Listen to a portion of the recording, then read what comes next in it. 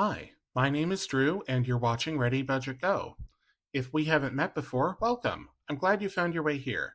And if you've been here before, welcome back. It's good to see you again.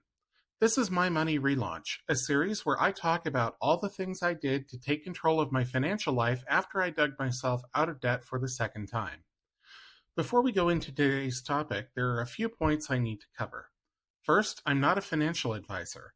This series is for informational and entertainment purposes only. Before making any moves with your money, do your own research and seek your own counsel. Second, while I'm talking, I will be putting down stickers in this paint by sticker book. If you are not new to this series, I previously was saving $2 per sticker, but because I'm constrained in how much I can put aside this month, I'm adjusting that to $1 per sticker, at least for December. The point is to keep saving.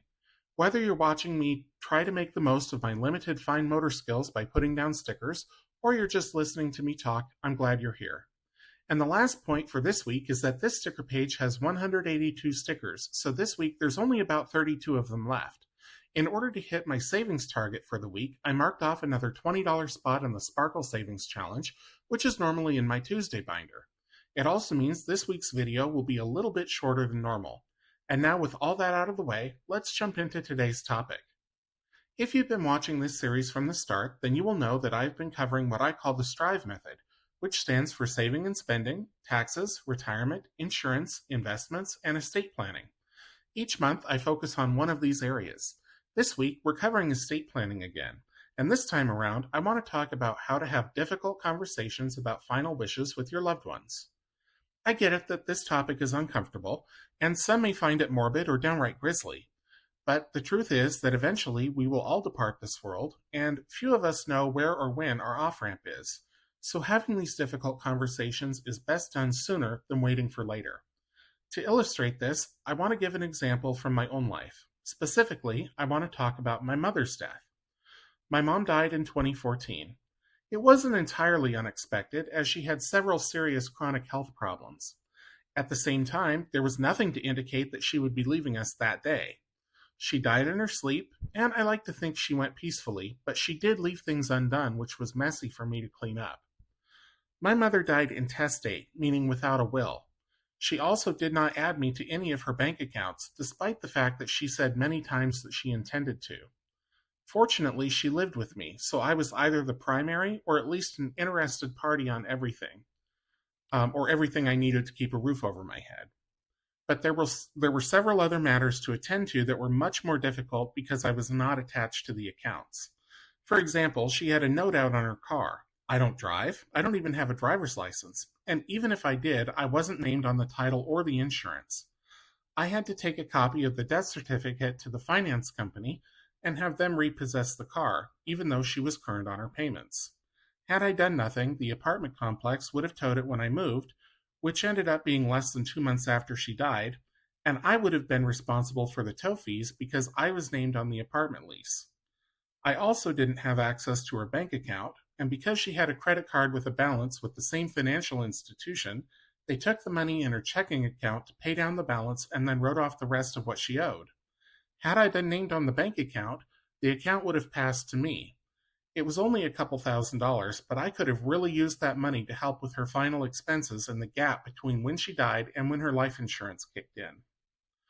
One thing I didn't have to fret over was her final wishes.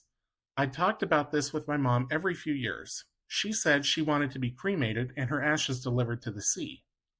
I still remember the first time the topic of what Mom wanted for her arrangements came up.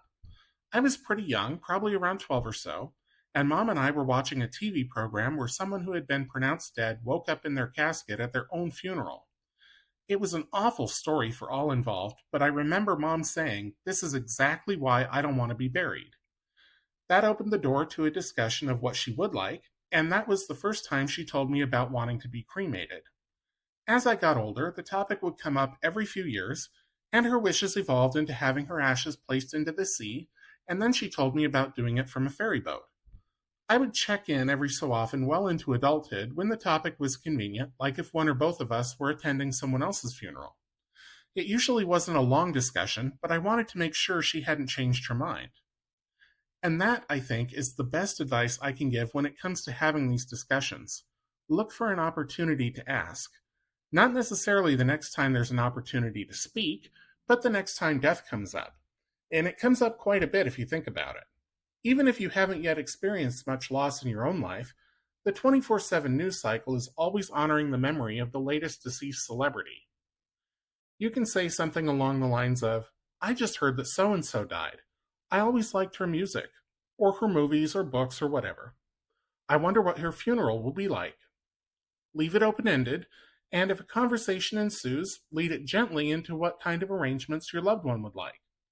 If the loved one shuts down the conversation, don't force it, just wait for another opportunity. Another possible method is to make the conversation about you.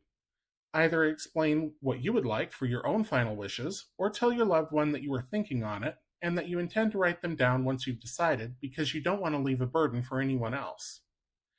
This might elicit an eyebrow raise if you're young and healthy, so perhaps you can reference another young person who left us too soon, especially if the family had to try to figure out what services, if any, they would have wanted because their wishes were unknown. It may end up being that your loved one never wants to talk about it, no matter how gentle or suave you are in steering the conversation in that direction. If so, it may be time to be blunt as a last resort, particularly if they ask why you keep bringing it up. If they don't want to have the conversation, then you can either leave it or simply tell them, again gently, that if no one knows their wishes, all they can do is guess. While very few people will be eager to talk about their eventual demise or its aftermath, in my experience, most people have at least some idea of what they would like done when they're gone. If they have it written down in a will, that's even better. Even if the will is unenforceable for probate purposes, for example, if the will is unsigned or not properly witnessed or notarized, if you know your loved one wrote it, then you can at least have peace of mind that you will be prepared when the time comes, or help them make pre-arrangements now if necessary. In my view, planning someone's memorial or funeral is a beautiful act of kindness and compassion. That is the spirit in which you want to request that your loved ones tell you about their final wishes. But you may not get there, and sometimes you just may not get the chance. I had no idea what kind of flowers my mom would have liked, and dying in early February somewhat limited the choices.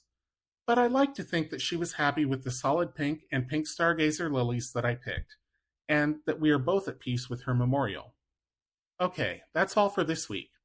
Next week, I'm going to be sharing some of the resources, books, websites, and so on, that I turned to when I started finally figuring out what I wanted my financial future to look like.